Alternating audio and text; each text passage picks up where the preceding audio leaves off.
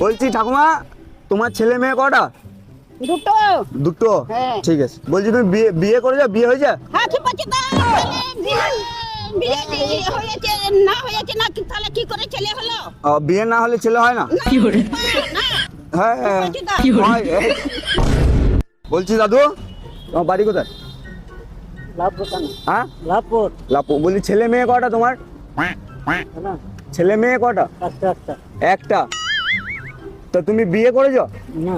হ্যাঁ, বিয়ে করার নাই, ছেলে হয়ে গেছে? কি করে? হ্যাঁ, পড়ে হয়ে গেছে? পড়ে মানে কি পড়ে গেছে? বলছি ঠাকুমা, বলছি তোমার ছেলে কটা? ছেলে মেয়ে কটা তোমার? আমার দুটো। একটা মেয়ে একটা মেয়ে একটা ছেলে। বেশ। বিয়ে করেছো? তা বিয়ে করবো না। বিয়ে না করলে ছেলে মেয়ে হয় না?